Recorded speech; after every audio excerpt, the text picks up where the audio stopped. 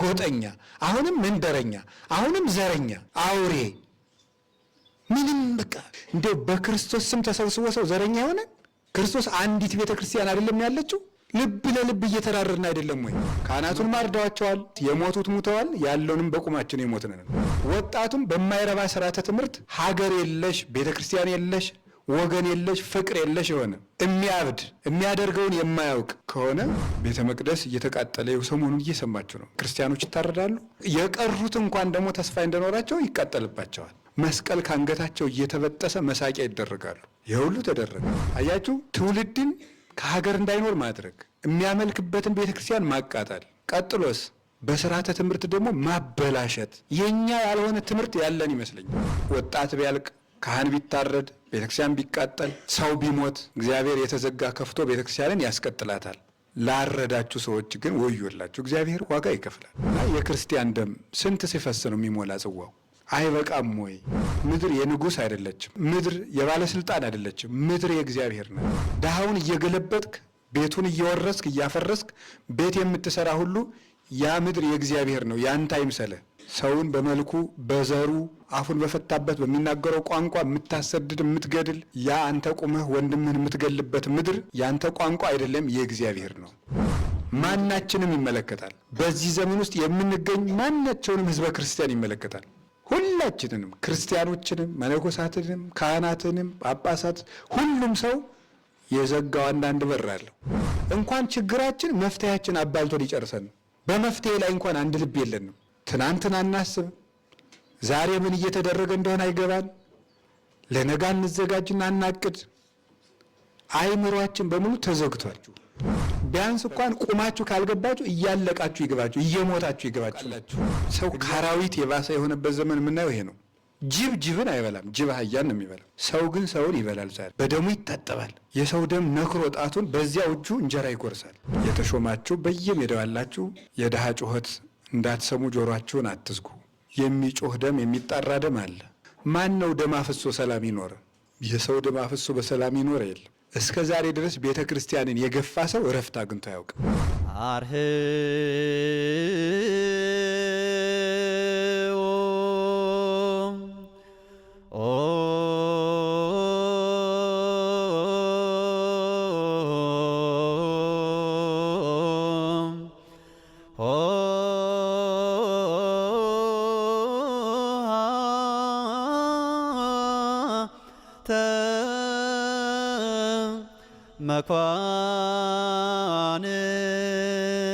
I know I should sleep, but the voices in my head go. The wheels on the bus go round and round. اوكي، هذا كان بس الهوك عشان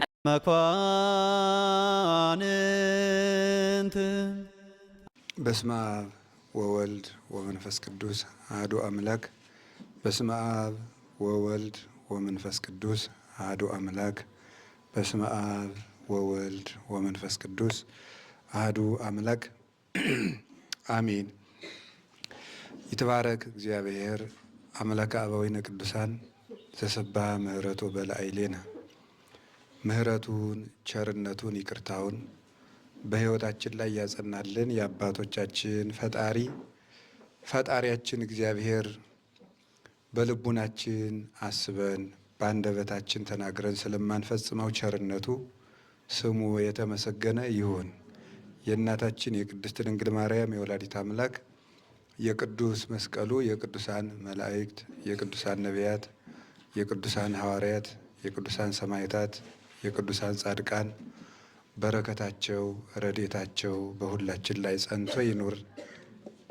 የተወደዳችሁ አባቶቻችን ካህናት፣ ወንድሞቻችን ዲያቆናት፣ ደቀ መዛሙርት፣ የተከበራችሁ አባቶቻችን መነኮሳት፣ እናቶቻችን መነኮሳያት፣ የጌታችን የመድኃኒታችን የኢየሱስ ክርስቶስ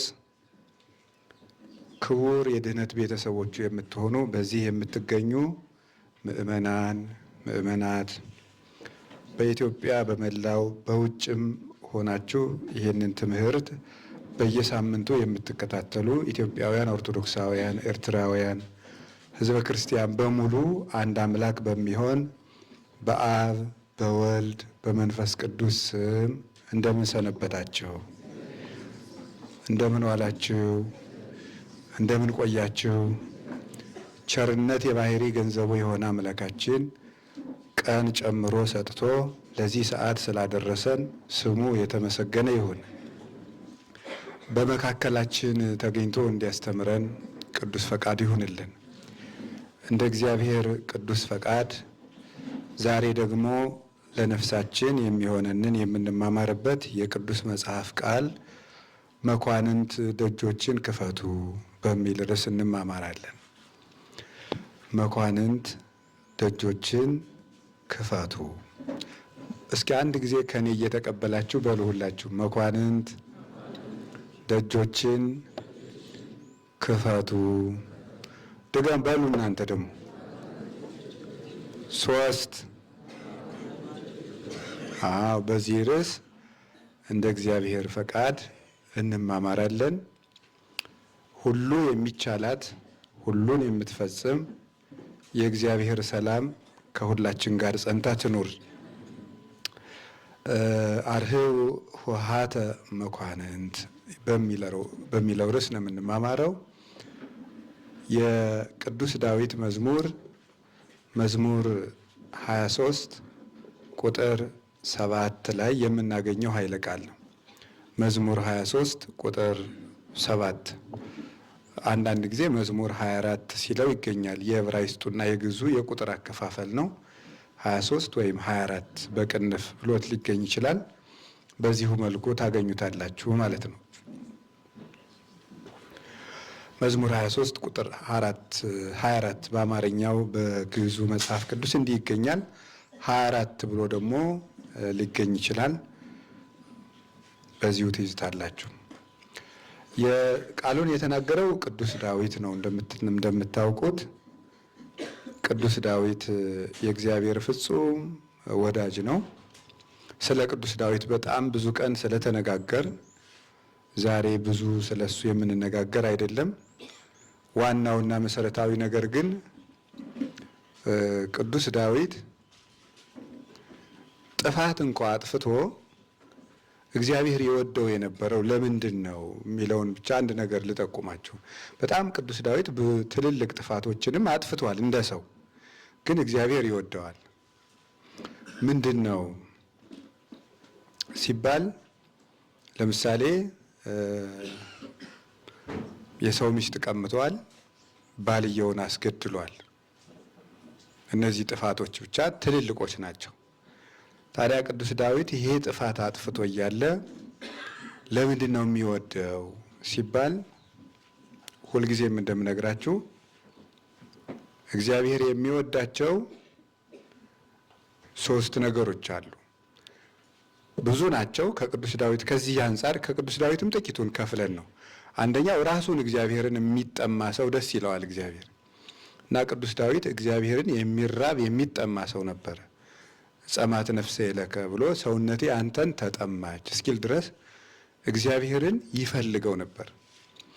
ያለምንም ተጨማሪ ፍላጎት እግዚአብሔርን ራሱን የሚፈልግ ሰው ትልቅ ሰው ነው።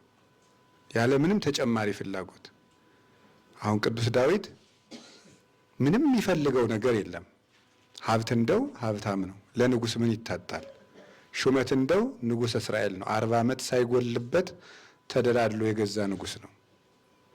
ምንም የጎደለው ነገር የለም። ቅዱስ ዳዊት ግን እግዚአብሔርን እንዲሁ ያለምንም ነገር ይፈልገዋል። ጀማሪና ኃጢአተኛ ሰው ሁልጊዜ እግዚአብሔርን የሚፈልገው ከእግዚአብሔር ስለሚያገኘው ነገር ነው። እግዚአብሔርን ራሱን የሚፈልግ ሰው ግን ብፁዕ ሰው ነው እና ቅዱስ ዳዊት በዚህ ምክንያት እግዚአብሔር የሚወደው ሰው ነው።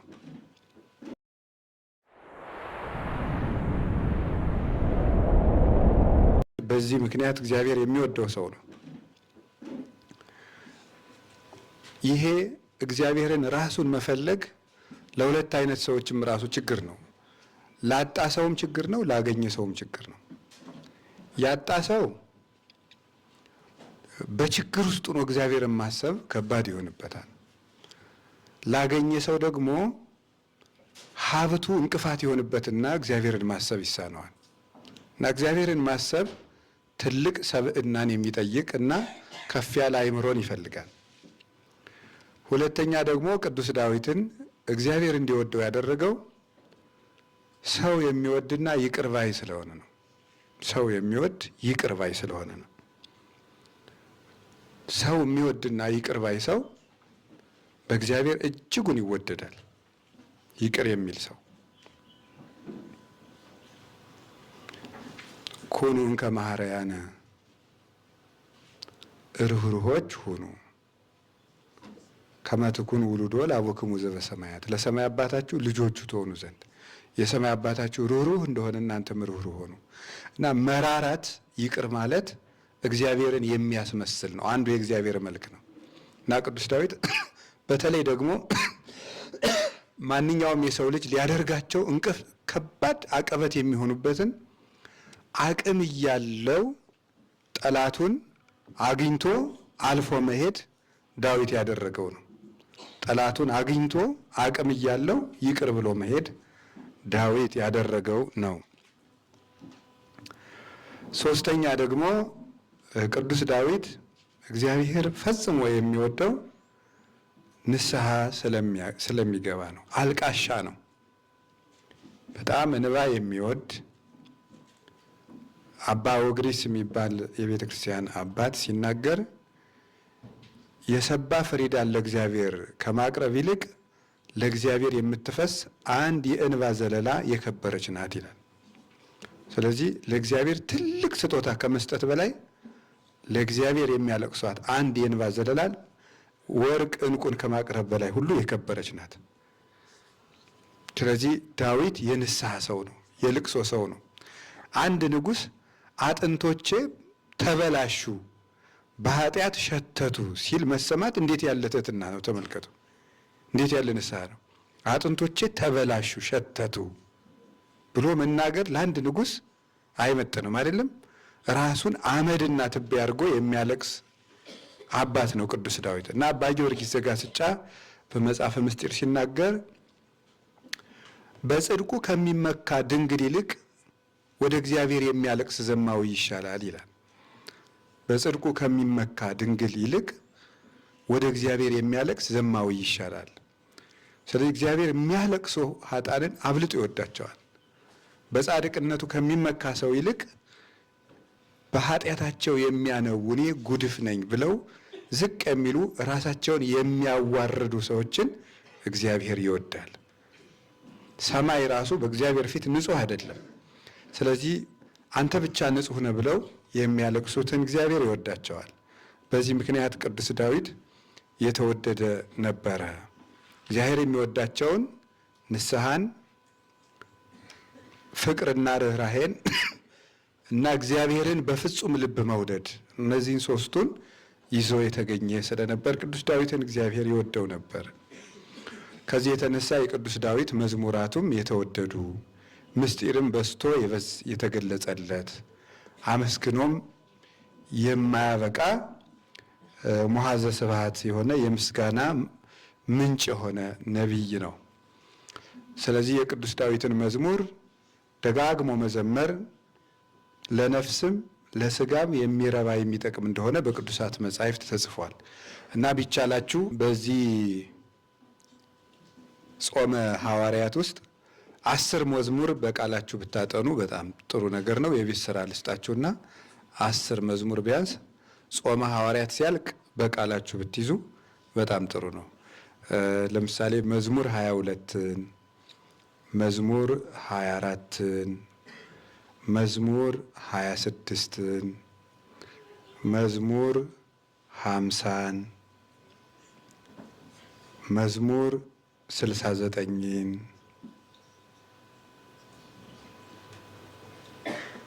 ደግሞ 5 ሳምንት እነግራቸዋለሁ። ዛሬ ስንት ተናገሩ? 5 ሞሉ። 5 ደግሞ ሳምንት እነግራቸዋለሁ። እነዚህን ለዛሬ ሳምንት አጥንቶ የመጣ ሰው 5ቱን እሸልማለሁ። እዚሁ መድረክ ላይ እሸልማለሁ። 5ቱን አጥንቶ ለዛሬ ሳምንት የመጣ ሰው ይሸለማል። ስለዚህ እነዚህን መዝሙራት በቃላችሁ አጥንታችሁ ሲቸግራችሁ ትጸልዩዋቸዋላችሁ። በምን መስፈርት ነው የተመረጡት? መጽሐፈ መነኮሳት በመከራ ጊዜ እንድንጸልያቸው ይሄንን ያዛል። የመከራ ጊዜ መዝሙራት ናቸው። ብዙ አባቶቻችንም በመከራ በደረሰባቸው ጊዜ እነዚህን ይዘምሯቸው እንደሆነ በቃላቸው ችግር ሲገጥማቸው ይህን አውጥተው ይዘምሩ እንደነበር በመጽሐፍ በየገድሎቻቸው ተጽፏል። እነ ቅዱስ እንጦንስን የመሰሉ ሌሎችም። ስለዚህ እነዚህን አጥንታችሁ በቃላችሁ ትመጣላችሁ ማለት ነው። የዛሬ ሳምንት ትእዛዝ ነው።